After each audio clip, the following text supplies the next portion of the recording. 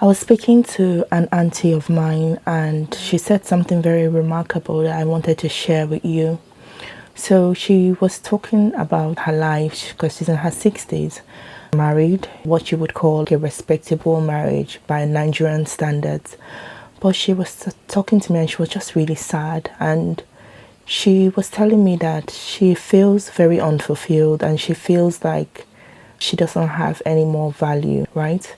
And then she was saying that she just feels like she missed so many opportunities in her life because she got married and her husband made most of her choices, didn't want her to do certain things that she really wanted to do, chose what he wanted her to do. And so basically she's lived her life for him in that type of Nigerian marriage where the woman doesn't have any say and it's just a man. And then now in his old age, the roles are reversed. He now wants to hear her opinion and she's just feeling very unfulfilled. And that was how she put it. And I was so blessed that she could be that open and vulnerable to me. So I was like, okay, is there anything that you think you might want to do now? You can still add some value. I know you're feeling that way, but you have a lot of value. There is wisdom that you have that you can share with the next generation. You can write a newsletter or you can write a blog. And she's like, no, that's not really what I want to do. And what I really want to do, I can't do because of certain health challenges. And I just thought about it, like, you think that you have all the time, you're spending it in that abusive place or in that relationship that does not allow you to be yourself or to actually be who God has called you to be. You're spending time in that thing. Maybe you're thinking, I will get to it. I will get to be able to do what I want to do eventually. And life can just catch up to you.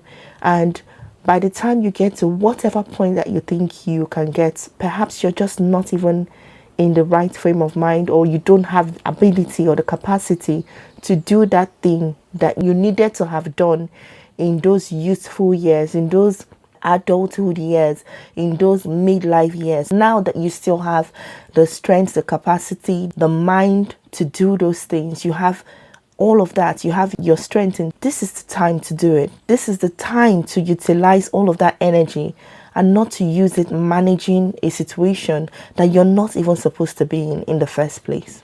I just wanted to share that with you because the sadness she was feeling was very profound. And I wanted to note that this, my auntie, like a lot of our moms, are the women that some of these men in our generation are saying, but our mother stayed, our mother stayed. But look at that mother though. Look at the mother. Full of regrets, full of disappointment, full of unfulfilled dreams because of the kind of marriages that they have. And that is what these boys in men's bodies are clamoring for.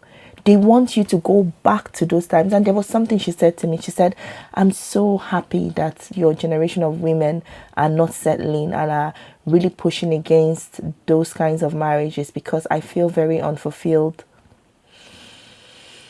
Honestly, since I had that conversation with her, I just said, God, please help me to just utilize everything within me, just to utilize every gift that you've given to me. The last thing I want is to ever be in a place where I am thinking, oh, I wish I'd done this, I wish I'd done that. No, I'll do everything as it comes into my heart, and that is not a sin against God. I'll do it. Anyone, I will do it. I just need to be able to look back and be like, yeah, I utilize my gifts. Yeah, there's a part of me out in the open world, right? Yeah, just wanted to say that, okay? Bye.